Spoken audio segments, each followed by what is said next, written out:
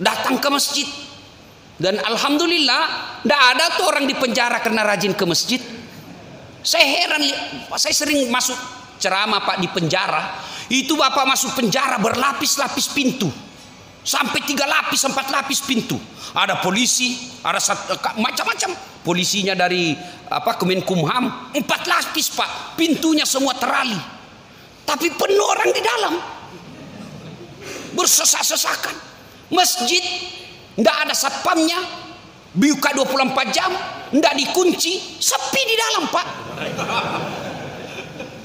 Kadang-kala ada orang bilang susah masuk surga Ustaz. Saya bilang salah kok dek. Kadang-kadang ada orang bilang susah masuk surga. Salah kau. Yang susah itu masuk neraka. Kok bisa Ustaz? Coba lihat. Narkoba bayar atau gratis? Bayar. Selingkuh bayar. Apalagi kalau diperas Pak. Dia bilang ceweknya ini, kalau kau tidak belikan saya AC, saya share ini foto kita berdua. Hancur Pak. Sudah dibelikan AC, dia minta lagi motor. Habis duit kita. Bahayanya itu Pak. Narkoba bayar, judi bayar, mabuk bayar, dugem bayar, selingkuh bayar, semua dibayar. Dan itu pintu masuk neraka.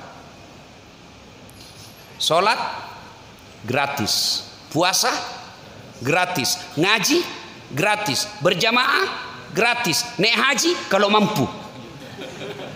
Dan itu menguntung masuk ke surga. Jadi yang susah itu sebenarnya bukan mendekatkan diri kepada Allah, yang susah adalah mendekatkan diri ke neraka.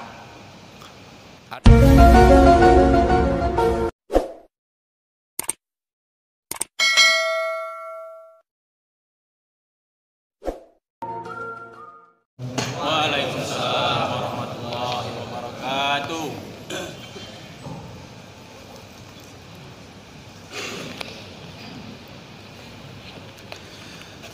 Assalamualaikum warahmatullahi wabarakatuh. Waalaikumsalam warahmatullahi wabarakatuh. Alhamdulillahi rabbil alamin. Wabihi nasta'inu ala umurid dunya waddin. Asyhadu an la ilaha illallah wa asyhadu anna Muhammadan abduhu wa rasuluh. Allahumma salli ala Sayyidina Muhammad wa ala alihi wa sahbihi ajma'in. Amma ba'd. Ibu bapak saudara-saudara sekalian yang insya Allah dimuliakan dan dirahmati oleh Allah Subhanahu wa ta'ala. Suatu ketika di Madinah sangat panas. Begitu panasnya hampir tidak ada orang yang keluar dari rumahnya. Mereka semua dalam rumah bernaung, berlindung dari terik panasnya matahari. Dalam keadaan panas itu, tiba-tiba keluar rumah seorang manusia berlari-lari kecil karena takut disengat matahari. Itu kalau Madinah, kalau panas, panas sekali. Maka berlari-lari kecillah ini seorang manusia dari rumahnya menuju ke masjid. Sampai di masjid beliau berzikir. Tak lain adalah Abu Bakar Siddiq. Selang beberapa saat keluar rumah juga dari rumahnya seorang manusia berlari-lari kecil juga takut kena singatan matahari. Dari rumah menuju ke masjid. Tak lain adalah Umar bin Khattab. Lalu sampai di masjid, Umar mendapati Abu Bakar dan bertanya Umar, Abu Bakar, siang-siang begini tidak biasanya kau di masjid, ada apa gerangan? Abu Bakar menjawab, saya panas di rumah dan lapar. Daripada saya panas lapar, mending saya datang di masjid. Lapar, panas, dapat pahala. Lalu Abu Bakar balik bertanya, kamu? Baru juga saya dapat kau di masjid ini, ada apa? Dia bilang, Umar, sama dong. Saya juga panas, lapar, maka saya datang ke sini. Dua orang ini melanjutkan zikirnya. Selang beberapa saat, keluar rumah seorang manusia, tidak lari, jalannya santai saja, tidak takut sengatan matahari. Kenapa? Kemana kaki beliau, di situ dilindungi oleh awan. Beliau ke kanan, awan ke kanan. Beliau ke kiri, awan bergeser ke kiri. Tak lain adalah Rasulullah Muhammad sallallahu alaihi wasallam. Sampai ke masjid, mendapati dua sahabat Abu Bakar sama Umar. Nabi lalu mengucapkan salam, Assalamualaikum warahmatullahi wabarakatuh. Ini salamnya orang Islam, standar, lengkap, ikhlas. Assalamualaikum warahmatullahi wabarakatuh. Jangan lagi ganti-ganti. Selamat siang. Toleransi bukan, itu tidak jelas agamamu. Kau ketemu orang Kristen, selamat siang. Ketemu orang Buddha, lain lagi. Ketemu orang Hindu, lain lagi. Ketemu sama Islam, lain lagi. Ini namanya tidak komitmen, bos. Ya orang Islam biarlah dia assalamualaikum, orang Kristen biarlah selamat siang. Janganlah kita orang Islam ikut-ikut dengan selamat siang, orang Kristen ikut-ikut assalamualaikum. Ini tidak jelas namanya. Assalamualaikum warahmatullahi wabarakatuh. Sudah. Ini jawaban orang Islam. Mohon maaf, jangan lagi nanti ada yang saya dianggap menghina agama orang lain. Tidak. Ini untuk dalam masjid. Kau salah, kenapa kau dengar? Makanya jangan nguping. Kalau mau sekalian tahu semua, kau masuk Islam ya aman. Ya. Nah, itu salam orang Islam. Assalamualaikum warahmatullahi wabarakatuh. Jangan lagi ganti-ganti. Ini mahasiswa saya turun dari mobil langsung dia teriak, Ustadz, assalamualaikum. Apalagi itu assalamualaikum anak muda. Assalamualaikum. Waduh, dia kayak SMS. Ada lagi yang lebih parah, dia bilang aswabar. Apa itu aswabar? Assalamualaikum warahmatullahi wabarakatuh. Jangan maku rubah-rubah itu salam. Ya. Nah, ibu bapak saudara-saudara sekalian, Assalamualaikum warahmatullahi wabarakatuh. Waalaikumsalam warahmatullahi wabarakatuh. Pak, satu kali Nabi lagi duduk begini, lalu ada datang sahabat, Assalamualaikum ya Rasul. Nabi jawab, 10 pahalanya. Karena dia cuma bilang Assalamualaikum. Selang beberapa saat masuk lagi yang kedua, Assalamualaikum warahmatullahi. Nabi jawab, 20 pahalanya. Yang ketiga, Assalamualaikum warahmatullahi wabarakatuh. Nabi jelaskan 30 keutamaan baginya. Artinya Pak, kalau Bapak tidak bisa memperbanyak Senin Kamis, tidak bisa memperbanyak tahajud, tidak bisa memperbanyak pahala dengan tadarrus, maka perbanyak pahalamu dengan menyempurnakan salam. Jangan terlalu malas. Waalaikumsalam. Coba lihat bapak-bapak sama kalau terima telepon, tidak ada yang sempurna itu. Salam. Ya, kenapa? Kita masih mau bicara, dia sudah tutup. Saya sering dikasih begitu. Kalau ditelepon sama jamaah, baik betul pertamanya, Assalamualaikum warahmatullahi wabarakatuh. Ya Ustadz, kami dari panitia Masjid Al-Falah, ini rencana ada acara tanggal 19. Tanggal 19 berapa Pak? Oktober. Oh mohon maaf saya sudah. Oh kalau begitu saya salam. Sekalinya kita jawab ada acara langsung dia tutup enggak waktunya. Ya, sempurnakan salam. Alangkah bahagianya suami datang, Assalamualaikum warahmatullahi wabarakatuh, adindaku Sri Kandiku. Dijawab oleh istrinya, Waalaikumsalam warahmatullahi wabarakatuh, ya kakandaku. Jangan lagi tanya, kamu dari mana? Jangan tanya itu. Yang kau tanya adalah, Bapak butuh apa? Itu istri yang baik. Ini kita datang langsung diperiksa HP. Bagaimana tidak suamimu kena serangan jantung? Sudah. Nabi bertanya kepada sahabatnya, saudaraku siang-siang begini tidak biasanya kok di masjid. Sudah sholat duhur, belum jagi asar, ada apa? Sahabat Umar menjawab, ya Rasulullah kami lapar dan panas, maka kami datang ke sini. Lalu Umar bertanya, Anda juga ya Rasul, kok ada siang-siang di sini? Nabi menjawab, sama dong, saya juga lapar kak, panas kak juga, maka saya datang di sini. Oh begitu, mereka melanjutkan zikir. Belum selesai mereka bersikir, tiba-tiba Abu Bakar berkata, ya Rasulullah, bagaimana kalau kita ke rumahnya Abu Ayyub Al-Ansari? Abu Ayyub Al-Ansari ini penduduk Mekah yang paling kaya, hebatnya kaya pemurah. Yang banyak kita kaya pelit. Sudah pelit serakah. Hancur kita Pak. Ini kan yang banyak di Indonesia. Pelit serakah. Orang di Makassar bilang sekke. Kikirigala paku jambatan. Nah itu tuh aslinya pelit itu. Ini Abu Ayyub Al-Ansari kaya dermawan. Lalu berkata Nabi, ayolah kita ke rumahnya Abu Ayyub. Sampai di rumah Abu Ayyub, Nabi mengucapkan salam, Assalamualaikum warahmatullahi wabarakatuh ya sahibul bait. Selang beberapa saat kedengaran suara perempuan menjawabnya, Waalaikumsalam warahmatullahi wabarakatuh. Ngintip, wih subhanallah ya Rasulullah, masuk, ini berkah buat kami ya Rasulullah, masuk. Begini mestinya orang Islam didatangi alim ulama senang. Kita biasanya didatangi ulama bengkok muka kita Pak. Apalagi kalau dia bawa map. Les pasti. Bapak ketawa karena Bapak yang ngalami kan.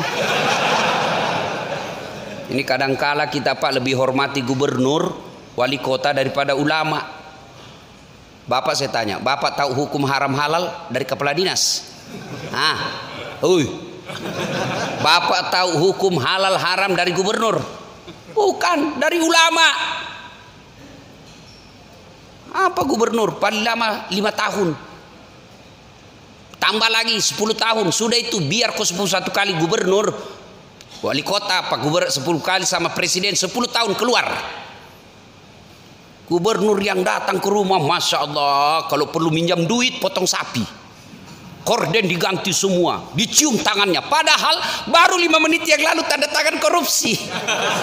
Kau cium tangannya. Sekalinya ulama tidak dihormati. Mau lihat penghormatan kita sama ulama Pak? Coba lihat kalau Pak. Kadangkala kita lebih hormati artis daripada ustadz. Kalau Bapak ngundang artis, itu 1 bulan sebelumnya sudah block time. Sebelum datang itu artis ada namanya uang block time 5 juta minimal transfer. Minta pesawat bisnis kelas. 3 orang minimal yang datang, tukang riasnya, artisnya, manajernya. Datang minta mobil yang mewah, minimal Alphard misalnya. Dikawal tentara sama polisi. Datang ke kampung hanya bawa alamat palsu. Joget kelihatan dadanya, kelihatan pahanya. Enggak juga dikasih pegang Pak, dikasih lihat saja Pak. Pulang kasih 100 juta. Sampai di Jakarta itu artis 100 juta dia pakai narkoba. Dia pakai ganja, dia pakai dugem, uangnya 100 juta habis dipakai dosa.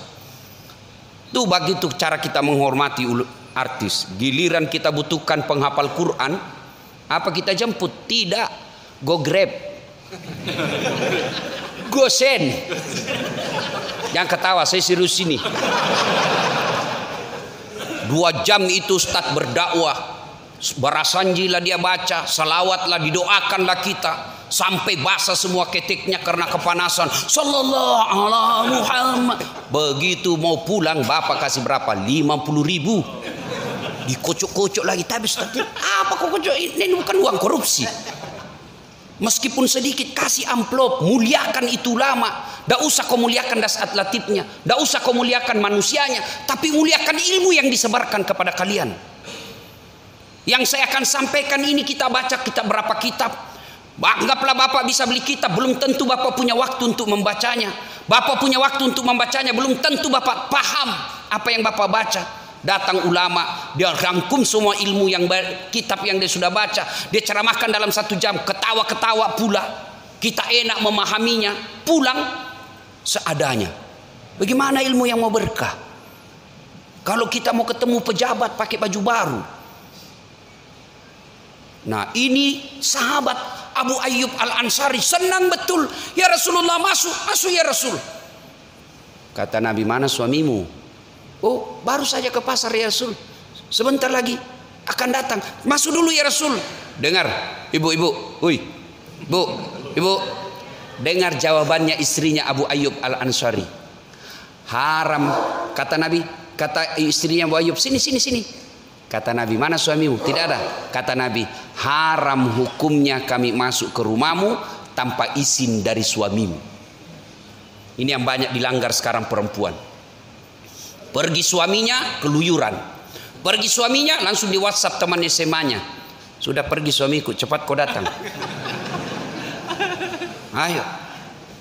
Haram hukumnya. Bagaimana kalau sepupu Ustaz? Haram.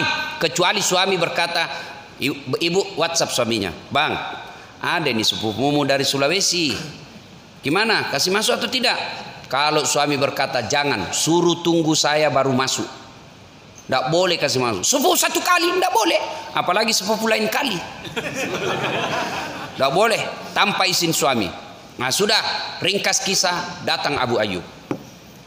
Begitu Abu Ayyub melihat Nabi dan Abu Bakar, gembira betul Abu Ayyub. Ya Rasulullah, berkah, kami didatangi manusia pilihan. Ya Rasulullah, ada apa gerangan? Abu Bakar berkata, kami lapar bos. Kamu kan orang kaya, maka kami datang, pasti enak makan di sini. Gembira Abu Ayyub. Ya Rasulullah, tunggu sebentar. Abu Ayyub datang ke kebunnya. Dia ambil pohon kurma, Pak. Dia ambil dengan pohon-pohonnya. Dia bawa dengan pohonnya. Nabi berkata, Abu Ayyub, kita cuma mau buahnya. Kenapa kau bawa pohonnya? Ya Rasulullah, kalau saya cuma bawa buahnya, saya tidak tahu mana yang Anda suka. Kalau saya bawa dengan pohon-pohonnya, ada semua di sini. Mau yang mengkal, mau yang tua, mau yang setengah matang, ada semua. Silahkan Anda nikmati. Masya Allah. Tidak cukup sampai di situ. Abu Ayyub mengambil kambingnya yang paling bagus, lalu disembelih. Yang paling bagus. Biasanya kita bersedekah, Pak, yang paling jelek. Nak, apa mak? Itu ada kue di kulkas, kau bawakan itu Pak Ustadz daripada basi. Nanti bawa basi baru diingat Pak Ustadz. Ini Abu Ayyub, dia ambil kambing yang paling baik, dia sembelih, lalu dihidangkan kepada Nabi. Nabi pun mengkonsumsinya. Begitu Nabi memakannya, tiba-tiba Nabi mengambil, berkata kepada Abu Ayyub, Abu Ayyub, pinjam dulu piringmu.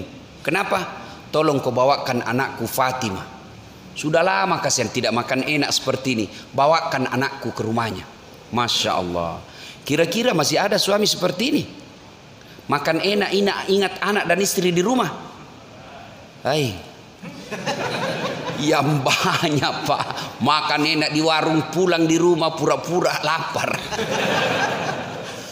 Ya. Masya Allah. Dibawa. Lalu Nabi mengkonsumsi. Dimakannya lah daging itu, kurma, lalu roti. Selang beberapa saat Nabi mengambil seluruh sampel makanan, lalu diangkat tangannya. Kira-kira seperti inilah. Daging, kurma, roti. Lalu Nabi berkata, saudara-saudara sekalian, ketahuilah, tadi kita keluar rumah dalam perut kosong. Tadi kita keluar rumah dalam keadaan lapar. Alhamdulillah, dengan izin Allah kita sudah kenyang. Lalu Nabi mengucapkan sampai 3 kali, ketahuilah saudara-saudara sekalian, ketahuilah saudara-saudara sekalian, ketahuilah saudara-saudara sekalian, tidak setetes pun, tidak sesuap pun yang masuk ke dalam perutmu, lewat di tenggorokanmu, yang lepas dari tanggung jawabmu di akhirat kelak. Semua yang masuk di mulutmu ini kau akan pertanggungjawabkan di akhirat kelak. Lalu Nabi mengucapkan ayat Bismillahirrahmanirrahim. Al-yawma nahtimu ala afwahihim wa tukallimuna aydihim wa tashhadu arjuluhum bima kanu yaksibun. Sadaqallahul adzim. Nah, apa hikmah dari kisah ini? Satu, ternyata dalam rumah tangga tidak ada orang yang tidak ada masalahnya, Pak. Rasulullah, kekasih Allah, yang Allah jelaskan, andai bukan karena engkau Muhammad, saya tidak ciptakan dunia dan isinya. Nabi kalau berdoa pasti dikasih. Kekasih Allah, manusia paling mulia, tidak ada dosanya, ibadahnya luar biasa. Apa tidak ada masalah dalam rumah tangganya? Dari informasi kisah tadi, Nabi pun dalam struktur ekonomi keuangan rumah tangga, beliau pun lapar di rumahnya. Apalagi kita, berarti tidak ada satupun manusia yang tidak ada masalahnya. Nih saya lihat ini semua muka-muka penuh masalah semua ini. Ayo, coba, semua orang punya masalah. Tidak ada orang tidak punya masalah dalam rumah tangga. Contoh kecil, bapak, kalau istri cantik, bapak kira kalau istri cantik bukan masalah? Wah, digoda orang, Pak. Apalagi kalau suaminya jelek, lebih masalah lagi. Berarti bagus kalau jelek istri dihina orang.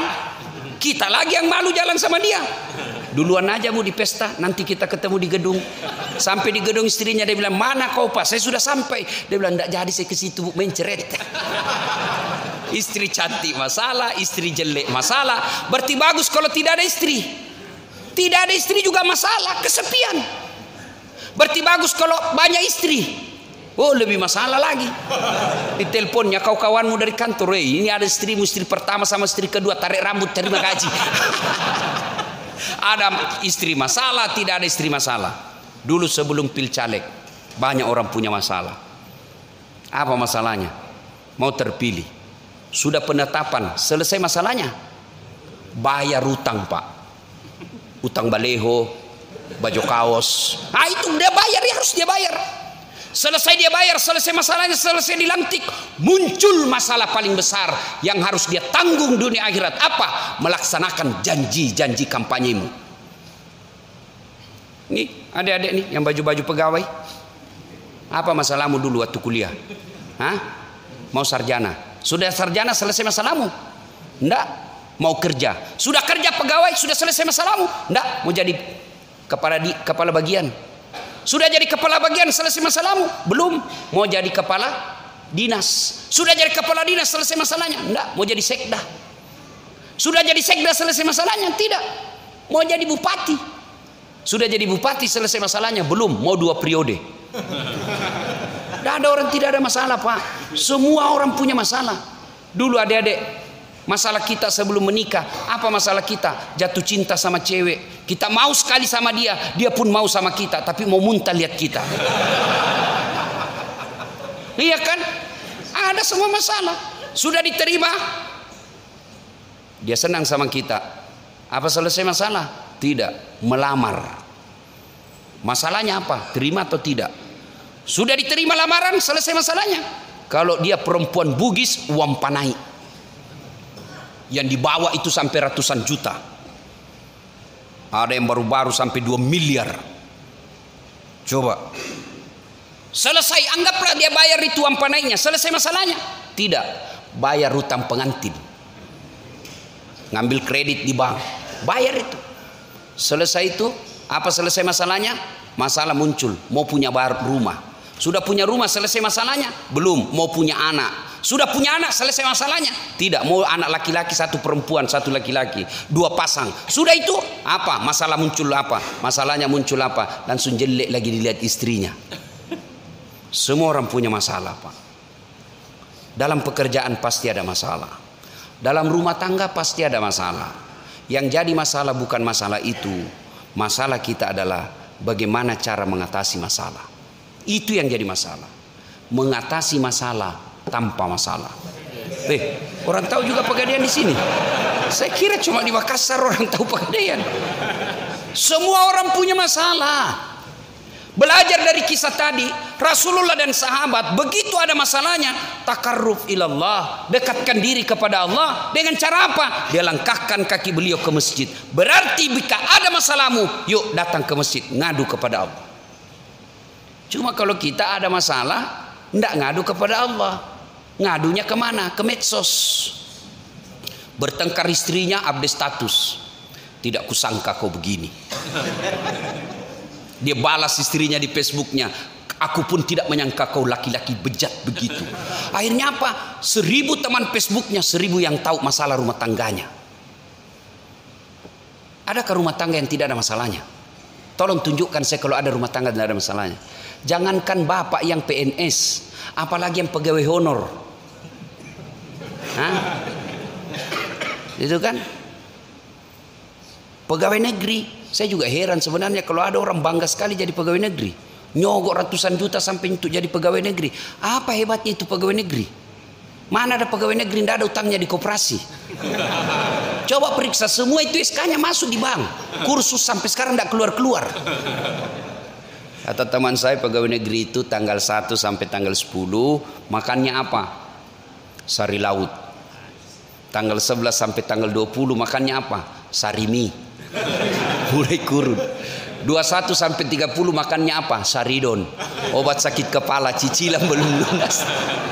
Kenapa? Saya tahu Ustaz, karena saya begitu Pak. Pegawai negeri. Ya Pak. Ibu bapak saudara-saudara kalian, tidak ada orang tidak punya masalah. Maka begitu ada masalah, tidak ada pilihan kita, datang ngadu kepada Allah. Dan yang dicontohkan oleh Rasulullah, tidak cukup hanya di rumah, bapak datang berjamaah di masjid. Alhamdulillah di sini saya dengar ini Pak, Pekanbaru ini ramai jamaah. Alhamdulillah. Apalagi kalau subuh sampai di luar, tidak ada di dalam. Yo, Pak. Yang menyebabkan orang sebenarnya orang malas jamaah itu Pak, panitia masjid juga kadang-kala. Kalau masjid begini kan alhamdulillah nyaman Pak, ber-AC. Cuma kalau ber-AC begini kadang-kala juga ada orang datang numpang tidur. Alhamdulillah Pak. Yang kadang-kala membuat kita malas itu kalau masuk ke masjid, imamnya kadang-kala balik-balik sunnah Nabi. Nabi menjelaskan kalau kau jadi imam ringkaskan bacaan solatmu. Ini jadi imam dia baca yang panjang-panjang. Coba kalau imam baca kul huwallah, anak-anak pun ikut. Kenapa? Dia hafal.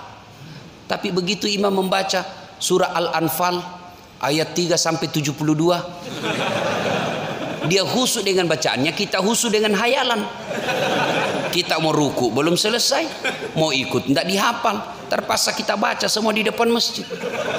Itu pun dibaca televisi Pak, naik kita halaman. Ini penganiayaan ini sebenarnya Pak. Ini sebenarnya ini baiknya dia di samping. Karena kalau dia di depan pasti jamaah kreatif, dia baca semua Pak. Selesai dia baca semua pengumuman di televisi, Pak Imam belum selesai, dia baca lagi kalender. Persatuan Guru Republik Indonesia. Sudah itu belum selesai Pak Imam, bajunya lagi orang dibaca. Manchester United. Nomor itu semua dibaca Pak. Nah, ya. Ayo, ada masalah, datanglah ke masjid. Ustadz yang ceramah sekarang Pak, salah satu saya bisa jadi mubalik karena saya rajin ke masjid. Ya, saya tidak pernah mondok Pak. Bukan tadi saya ditanya sama Ustadz, Ustadz berapa tahun di Mesir? Oh saya tidak pernah mondok. Saya ini pesantren kilat. Tidak pernah saya pesantren Pak. Tapi belajar agamanya di masjid aja. Dengar ceramah. Kalau saya datang dengar ceramah saya catat. Kenapa? Kemampuan otak kita ini Pak terbatas. Apalagi yang sudah muka-muka pensiun ini. Oh ibarat kaset kosong, kaset kusut lagu lama. Susah merekam Pak. Maka kadang-kadang kita bawa merekam. Dari situ saya pulang saya baca kembali. Dengan seperti itu alhamdulillah saya bisa jadi ustadz. Ya. Datang ke masjid. Dan alhamdulillah tidak ada tuh orang di penjara karena rajin ke masjid. Saya heran, saya sering masuk ceramah Pak di penjara. Itu Bapak masuk penjara berlapis-lapis pintu. Sampai 3 lapis, 4 lapis pintu. Ada polisi, ada macam-macam. Polisinya dari Kemenkumham, 4 lapis Pak. Pintunya semua terali. Tapi penuh orang di dalam. Bersesak-sesakan. Masjid, tidak ada satpamnya. Buka 24 jam, tidak dikunci, sepi di dalam Pak.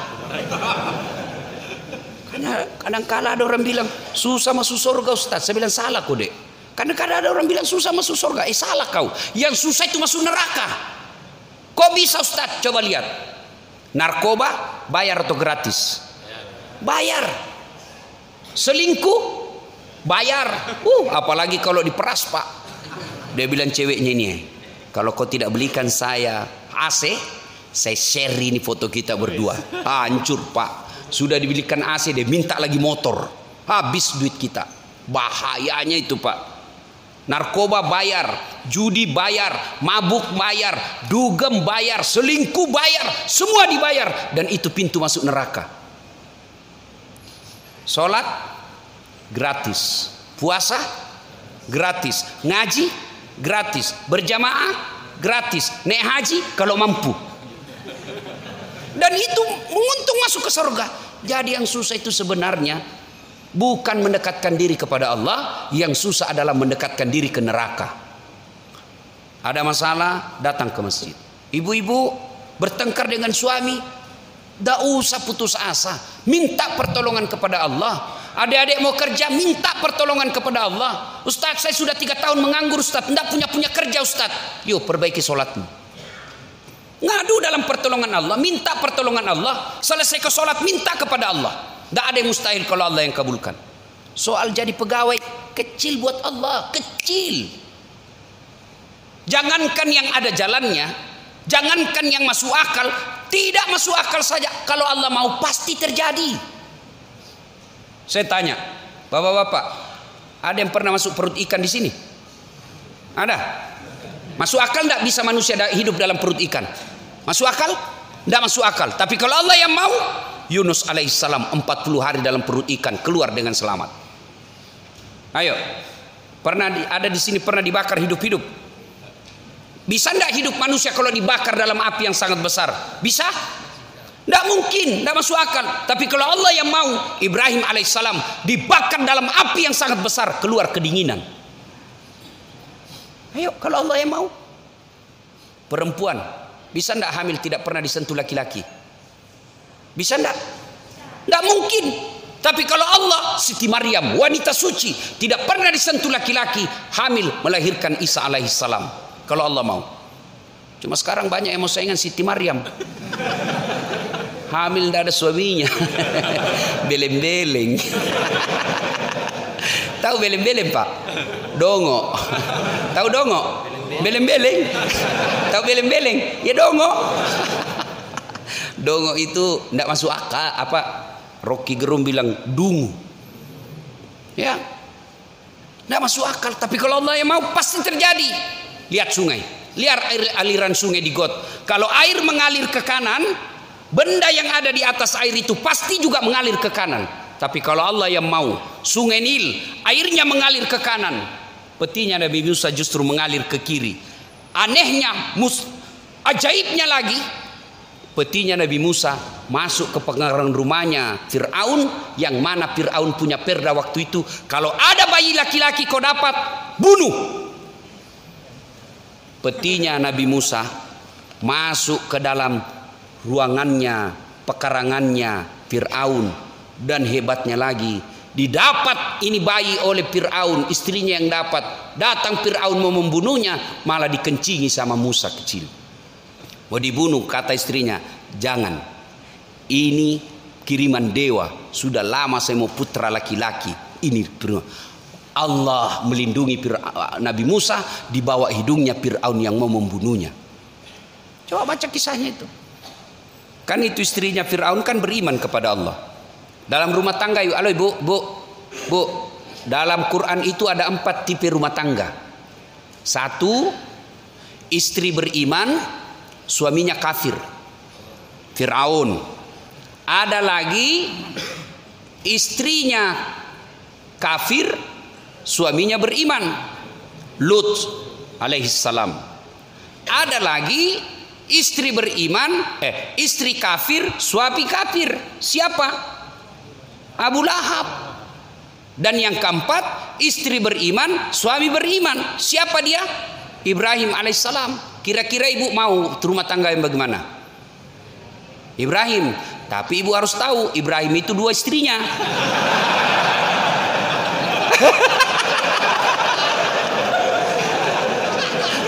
Langsung dia bilang gini, bu, sudah Ustadz, tidak usah Ibrahim, Fir'aun saja. Bapak saudara-saudara sekalian, nah hikmah pertama, tidak ada manusia yang tidak ada masalah. Ketika Bapak ada masalah, dekatkan diri kepada Allah. Cara mendekatkan diri kepada Allah, datang ke masjid, sholat. Sholat Pak, saya bisa cerita begini, saya alami.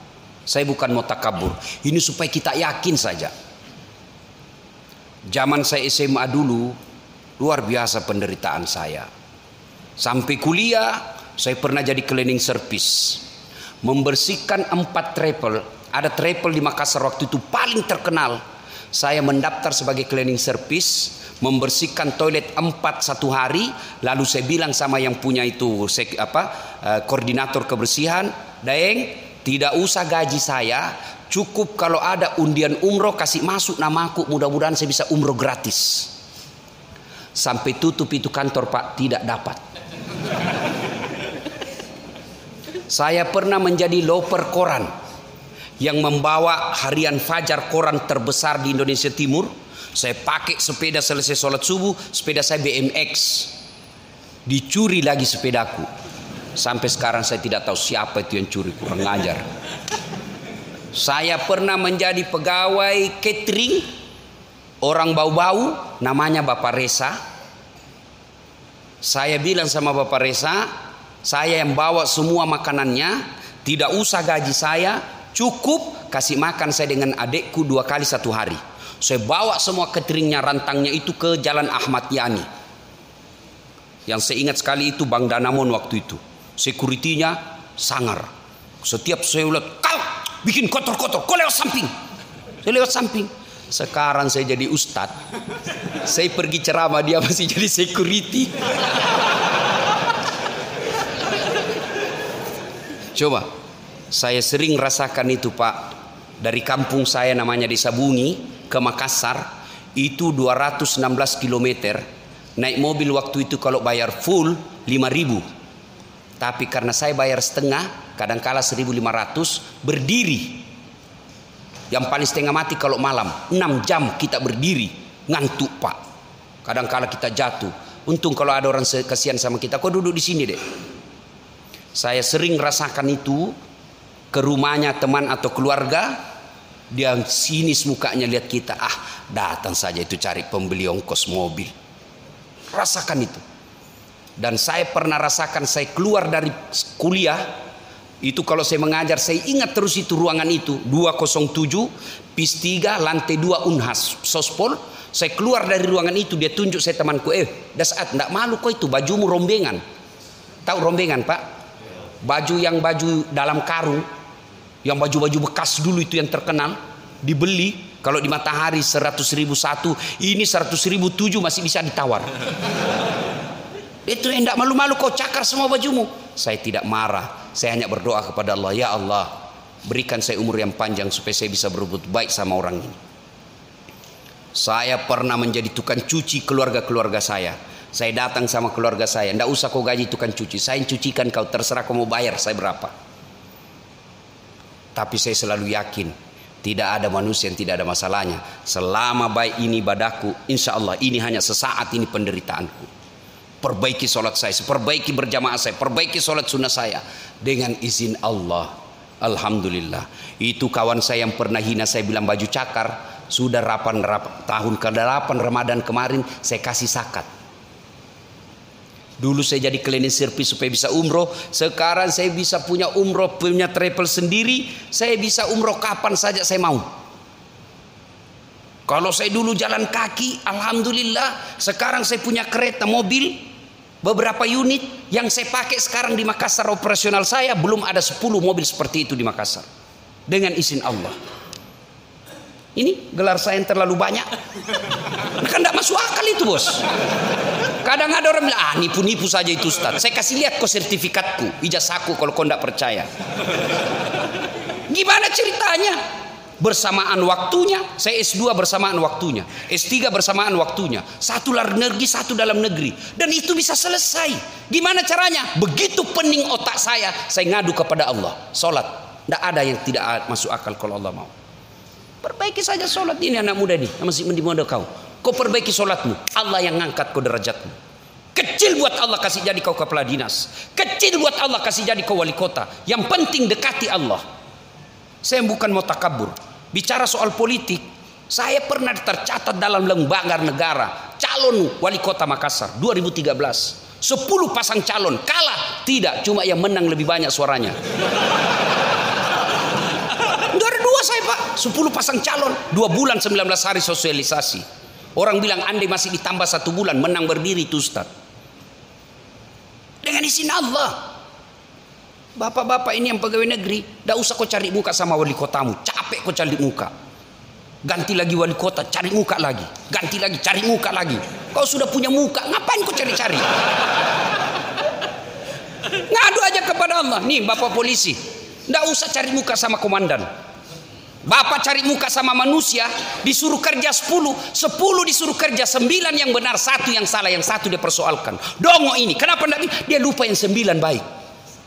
Tapi kalau bapak ngadu kepada Allah, kecil bolak-balikan hati manusia itu. Maka begitu ada masalah ibu rumah tanggamu berantakan, ngadu kepada Allah. Kau bangun salat tengah malam, ya Allah, tidak mungkin aku bisa mengawasi suamiku. Engkau yang mengawasi suami saya. Engkau yang membolak-balikkan hati suami saya. Pelihara suamiku, lindungi dirinya dari wanita-wanita jahat. Laksanakan sholat tahajud.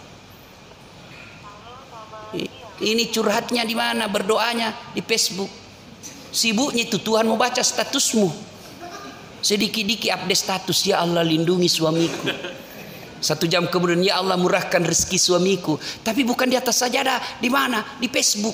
Sibuk betul Tuhanmu mau baca statusmu.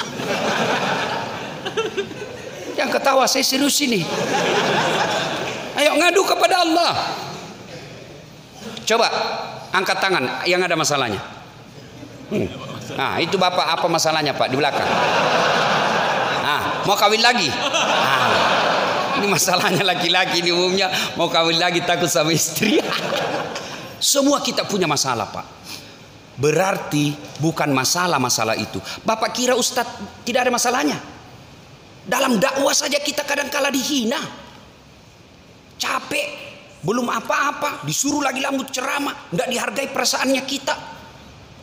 Kadang-kala kita seolah-olah dikasih seperti gembel pengamen, nanya bagaimana kalau begini, berapa honornya Pak? Bolehkah datang Bapak sehari 5 kali ceramah dengan honor yang sama? Kok kira itu enak perasaan kita? Kok kasih tahu begitu? Semua orang punya masalah, tapi ketika kita lagi gunda ada masalah itu, lebih kembalikan kepada Allah. Siapa Dasat? Siapa saya ini? Nabi saja punya masalah. Manusia paling mulia, tidak ada dosanya, doanya pasti dikabulkan Allah. Apa tidak punya masalah? Beliau masih dalam perut, sudah yatim, lah wafat bapaknya. Baru 2 hari, 3 hari setelah dilahirkan sudah diambil ibu susunya. 4 tahun bersama ibu susunya. Usia 4 tahun diambil sama ibunya. Usia 6 tahun sudah wafat ibunya di desa Afwa ketika pulang ziarah kubur. 6 tahun Rasulullah sudah yatim piatu. Diambil oleh kakeknya. 2 tahun dalam pemeliharaan kakeknya. Wafat lagi Abdul Muttalib. Diambil oleh pamannya. Masya Allah. Masalah demi masalah beliau hadapi. Itu Nabi, kekasih Allah pun ada masalahnya. Apalagi kita yang tukang bohong. Sama istri aja kita tipu. Cari duit tidak ada. Benar Bu, tidak ada. Padahal di bawah kos kakinya disimpan. Pastilah punya masalah. Nah, begitu ada masalah tidak ada pilihan lain. Takarrub ilallah, dekatkan diri kepada Allah Subhanahu wa taala. Dengan cara apa? Perbaiki sholat. Saya kalau ceramah itu Pak, ini aja saya bahas. Sholat, baiki rumah tanggamu. Ya? Sholat Pak. Tidak ada yang mustahil kalau Allah menolong kita. Perbaiki aja sholat. Saya sudah sholat Ustaz. Betul Bapak sholat tapi main-main. Banyak kan kita sholat cari duit. Allahu Akbar. Tadi 200.000 uang. Beli bensin 100.000. Pulsa 50.000. Mana yang 50 ya? Allahu Akbar. Sambil dia periksa itu kantongnya. Sami Allahu liman hamidah. Belum dia dapat. Allahu Akbar. Di mana aku simpan? Begitu salam. Assalamualaikum. Di bawah sadel. Wah. Dari takbir sampai salam duit dia cari. Allahu Akbar. Rakaat kedua tiba-tiba dia ingat. Kunci motor melengket di motor. Pasti kau tidak husuk lagi bos. Hilang sudah mobil motor. Allah. Bagaimana sholatmu bisa memperbaiki diri? Ayo. Kalau Bapak punya masalah dan sudah sholat, bukan masalahmu, tapi masalahmu sholatmu belum bagus. Ayo perbaiki sholat Pak. Yang kedua, hikmah dari kisah ini. Ternyata Bapak Ibu Saudara-saudara sekalian, dalam hidup ini salah satu lagi cara untuk menyelesaikan masalah, silul arham, sambungkan persaudaraan. Tadi hubungan kepada Allah. Sekarang yang kedua horizontal. Nabi tadi lapar kan, tidak perlu mengeluarkan uang. Kenapa? Diberi makan oleh Abu Ayyub Al-Ansari. Artinya apa? Dengan persaudaraan kita bisa murah rezeki. Kata Nabi kan, siapa yang mau dipanjangkan umurnya, dimurahkan rezekinya, dia selesaikan masalahnya, hendaklah dia menyambungkan persaudaraan. Dan saya rasakan Pak, saya ini tidak banyak uang, tapi temanku banyak uangnya. Saya tidak banyak uang, tapi banyak teman saya yang banyak uangnya. Aman Pak. Saya di Makassar hampir tidak pernah laku duit saya. Kemana-mana ada yang bayarkan. Saya baru turun dari mobil, kalau ke pasar ada yang teriak, "Assalamualaikum Ustaz." Dalam hatiku aman dan terkendali. Ada yang isi ikan, isi telur. Begitu saya mau bayar, "Ndak usah Ustaz." Ndak enak Pak. Berapa? Ndak enak. Berapa? Ndak enak. Ndak usah Ustaz. Ndak enak Pak. Padahal itu memang yang kutunggu. Itu istri saya senang betul itu kalau saya ke pasar. Dia suruh ke pasar, ndak laku duit saya. Yang kedua, banyak teman, gampang selesai masalah. Contoh yang tadi kan, tidak perlu keluar duit, Nabi sudah kenyang. Banyak teman gampang selesai masalah. Saya ke kantor polisi mau perpanjang SIM, tiba-tiba dilihat sama Kapolres. Assalamualaikum Ustaz. Waalaikumsalam. Siap komandan. Ada apa Ustaz? Perpanjangan SIM komandan. Komandan panggil Kasat Lantas. Tolong bantu selesaikan SIM-nya Ustaz. Yang ku minta uang dosa uang Ustaz ku makan. Selesai masalah. Ayo. Maka goblok orang yang tidak mau menyembuhkan persaudaraan. Ini yang kadang kala memutuskan persaudaraan kita di masjid ini apa? Perbedaan mazhab. Sama nabinya, sama sahadatnya, sama rakaatnya, salat duhurnya, sama puasanya, sama rukun imannya, sama rukun Islamnya. Hanya karena berbeda mazhab dalam soal fikih, mereka saling mengkafirkan. Ini banyak nih anak-anak muda sekarang. Baru belajar agama 3 bulan. Itu pun melalui YouTube. Baru 2 menit habis kotanya. Apa yang kau tahu dengan 1 menit? Ya, coba lihat itu. Saya kadang-kala melihat picture, gambar-gambar. Yang paling saya ingat itu kaki orang ruku, sujud. Karena ada 3 saya lihat itu gambarnya. Gambar pertama kakinya lurus begini. Gambar kedua yang di tengah kakinya menghadap jari-jarinya ke depan kiblat. Gambar ketiga membelakang begini kakinya. Lalu yang kiri kanan dia coret silang, tulis salah, baru yang di depan betul. Itu bukan begitu kalimatnya mestinya. Bukan salah ini kiri kanan. Salah itu kan batal. Tapi apa yang tertulis mestinya tidak sunnah. Tengah sunnah. Artinya apa? Kau laksanakan tinggi pahalanya, kau tidak laksanakan tetap sah pahala salatmu. Kan banyak yang begini Pak. Berbeda pendapat tidak mau datang ke masjid. Yang anehnya lagi bikin-bikin klub pengajian. Sahabat ini, sahabat ini, sahabat ini. Berarti ada yang bukan sahabatmu. Bikin kelompok pengajian tidak mau ikuti kalau bukan ustadznya. Saya ditanya, Ustadz apa? Saya Islam. Nabiku Muhammad SAW. Sahadatku 2 kalimat syahadat. Kalau berbeda pendapat silakan. Tapi jangan kau kafirkan orang. Hanya karena berbeda kita takbir. Ada yang begini, ada yang begini. Silakan. Ada juga yang saya lihat dia pegang kepalanya. Terserah. Yang penting jangan kau salahkan orang. Ada juga takbir kayak kacamata. Allah. Silakan. Yang penting ada dalilmu. Ya. Kita berbeda pendapat boleh dalam Islam. Yang salah ketika Anda mengkafirkan orang yang berbeda pendapat dengan kalian. Sampai saya dimaki-maki Pak di Facebook. Apa ini Ustadz Dasat bicara sunnah-sunnah, baru kau tidak pelihara sunnah. Saya kenapa kau tuduh saya tidak pelihara sunnah? Buktinya kau tidak pelihara jenggot. Ya mau diapa kalau tidak mau tumbuh? Saya sudah kasih minyak, malah marah istri saya di rumah. Katanya kasih kotor-kotor bantal. Sudahlah, berbeda pendapat itu biasa. Yang penting jangan memecahkan persaudaraan. Coba kita lihat Pak.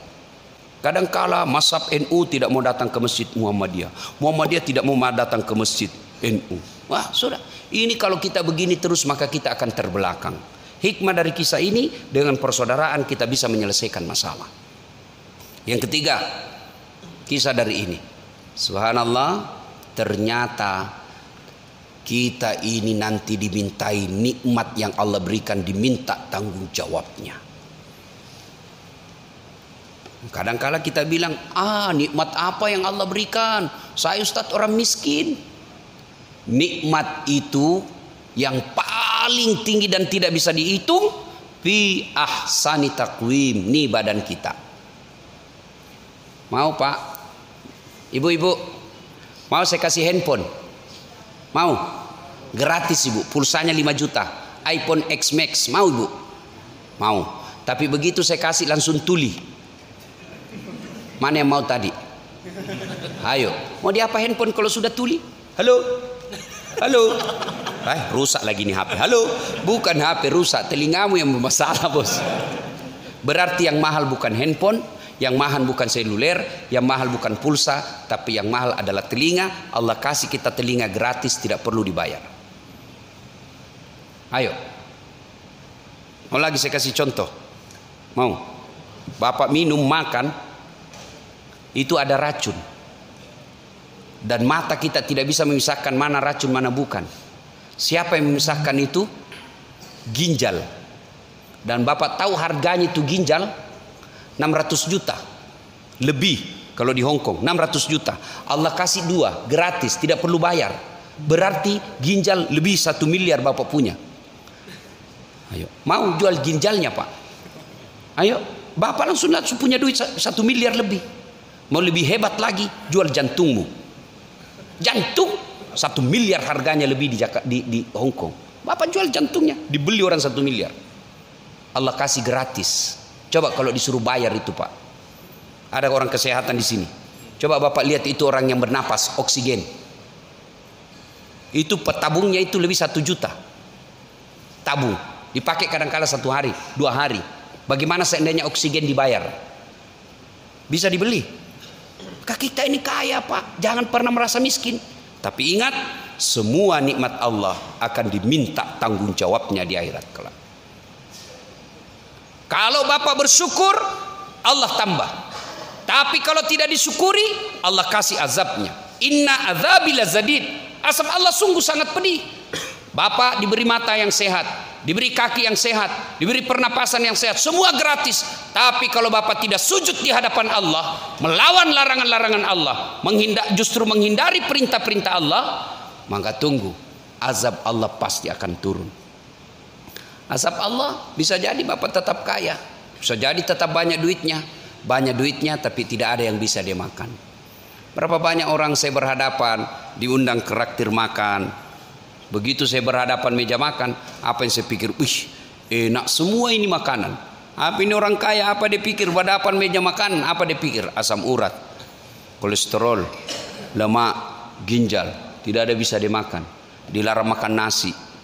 Bayangkan Pak, dilarang makan nasi, duitnya 2 miliar. Dilarang makan nasi, dilarang makan daging, dilarang makan sayur, dilarang makan garam, dilarang makan gula. Apa aja bisa dia makan? Ubi rebus. Padahal duitnya 2 miliar. Mobilnya harga 1 miliar. Baru 1 jam di atas mobil sudah stres, tidak bisa tenang. Mati kita kiri kan. Mobilnya itu 1 miliar tuh harganya, tidak bisa dinikmati. Itu karena Allah sudah menyiksa kalian. Maka syukuri. Semua akan diminta tanggung jawab. Tangan kita akan diminta tanggung jawabnya. Telinga kita akan diminta tanggung jawabnya. Semua. Itulah ayat tadi yang berbunyi, al-yauma nahtimu ala afwahihim wa tukallimuna aydihim wa tashhadu arjuluhum bima kanu yaksibun. Masuk tahun baru Hijriah. Maka begitu Bapak menghadapi masalah, Bapak tidak usah stres. Begitu ibu menghadapi persoalan dalam rumah tangga, ibu tidak usah sengsara. Lebih baik dekatkan diri kepada Allah Subhanahu wa taala. Ya. Kalau Allah telah menolong kita, maka tidak ada yang sia-sia. Sudah ditolong Allah, masalahnya tetap ada. Maka bagi orang Islam, kalau dia sabar menghadapi masalah itu akan menggugurkan dosa-dosa dan kesalahannya. Suatu kali datanglah anak muda kepada Nabi menghadap. Ya Rasulullah, saya banyak dosa dan kesalahan. Saya takut azab neraka ya Allah. Ya Rasulullah, saya takut disiksa api neraka ya Rasulullah. Nabi bertanya, pernahkah kau mengalami masalah sehingga kau merasa hidupmu sangat tertekan, rasanya kau tidak mampu lagi menghadapi hidup ini? Pernah ya Rasul. Apa kau ikhlas menerima masalahmu itu? Iya ya Rasul. Kau tidak menyalahkan Allah? Iya ya Rasul. Maka Nabi menjawab, ketahuilah, itulah yang akan menghindarkan kalian dari dosa-dosamu, mencuci dosa-dosamu, dan menghindarkan kalian dari api neraka. Berarti kalau Bapak punya masalah yang sangat pelit, masalah yang sangat besar sehingga rasanya kita mau hilang saja dari dunia ini, tapi kalau Bapak sabar menghadapinya, tidak menyesal, lalu tidak menyalahkan Allah, ikhlas menghadapi semua cobaan dan hukuman dari Allah, maka itulah yang akan meringankan dosa-dosa kita di akhirat kelak. Ibu bapak saudara-saudara sekalian, inilah tausiah kita pada taklim kita kali ini. Mudah-mudahan ada manfaat.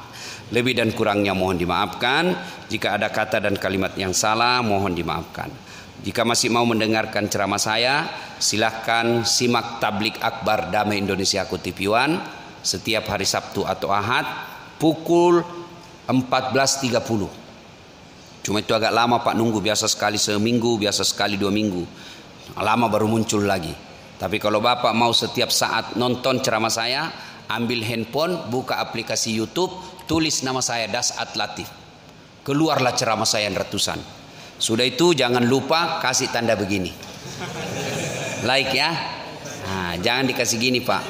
Kalau bapak kasih gini dicari malaikat pencabut nyawa. Masa ceramah kok kasih begini bos? Nggak enak ya. Cuma cepat habis kuota karena 1 jam itu ceramah saya. Maka saya sediakan ceramah saya yang ringkas. Namanya Cersi, ceramah singkat. 1 menit. Gimana caranya Ustadz? Follow saya di Instagram. Follow saya di Instagram. Dasat Latif 12. Dasat Latif 12. Sudah ku follow Ustaz, sudah ku tidak mau terputar ceramahnya Ustaz. Hakul yakin berarti tidak ada kuotamu. Kau beli dulu kuota bos ya. Ibu bapak, mudah-mudahan ada manfaat. Lebih dan kurangnya mohon dimaafkan. Sebelum kita akhiri, mari kita berdoa kepada Allah Subhanahu Wa Taala. Mohon izin untuk mengirimkan suratul Fatihah kepada Rasulullah Muhammad SAW. Khasiat dan keutamaan surat Fatihah itu keikhlasan Bapak Ibu sekalian untuk dihadiahkan kepada saya. Mudah-mudahan sehat walafiat, istiqamah dalam dakwah. Ila hadratin Nabi Mustafa Muhammad SAW. Summa hususil Dasat Latif. Al-Fatihah. Bismillahirrahmanirrahim. Alhamdulillahirabbil alamin arrahmanir rahim. Iyyaka na'budu wa iyyaka nasta'in. Shiratal ladzina an'amta 'alaihim ghairil maghdubi 'alaihim. Amin. A'udzubillahi minasyaitonir rajim.